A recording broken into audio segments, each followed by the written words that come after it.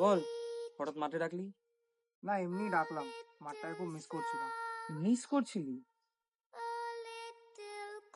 এই শূন্য মাঠটাকে এখন আর কেই বা মিস করে রে? বিশাল, হঠাৎ করে কত বড় হয়ে গেলাম না আমরা। কেন বলতো?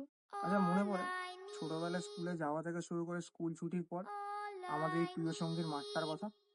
হ্যাঁ, এই মাঠকে আর কি করে ভুলতে পারি ভাই। বাড়িতে মা বাবার বকা, স্কুলে পড়াশোনার চাপ, কোচিংয়ের পানিশমেন্ট, এই সবকিছুর মাঝখানে এই মাঠটাই তো ছিল আমাদের কাছে একমাত্র শান্তির জায়গা। সব কেমন পাল্টে গেছে ভাই। এই আকাশটা, এই বারপোস্টটা, এই মাঠটা, এই পরিবেশটা কোনো কিছুর আগের মতন নেই। আগেই ভালো ছিল রে ভাই। 4টে বাজতে না বাজতে আমরা মাঠে চলে আসতাম, কোনো কোনো সময় 4টের আগে মাঠে চলে আসতাম। সালা ক্রিকেট হবে না ফুটবল, এই নিয়ে যে কি মারপিটটা হতো। হ্যাঁ রে, আর স্কুলে লাস্ট পিরিয়ডে ভাবতাম যে কখন স্কুলে ছুটি হবে আর গিয়ে মাঠে খেলতে যাব।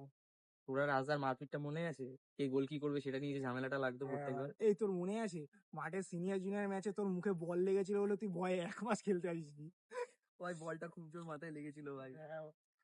হ্যাঁ, তারপর তোর মনে আছে সেই তুই একবার কোচিং বাঙ্ক করে খেলতে এসেছিলি বলে তোর বাপ তোকে সবার সামনে কি খেলার না খেলিয়েছিল ভাই ভাই। এত কিছুর মাঝে এই জিনিসটা এখনো মনে আছে তোর?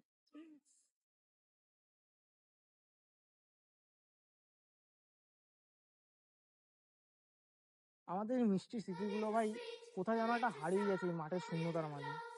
ছাড়, ওসব কথা বাদ দে। চা খাবি? চ।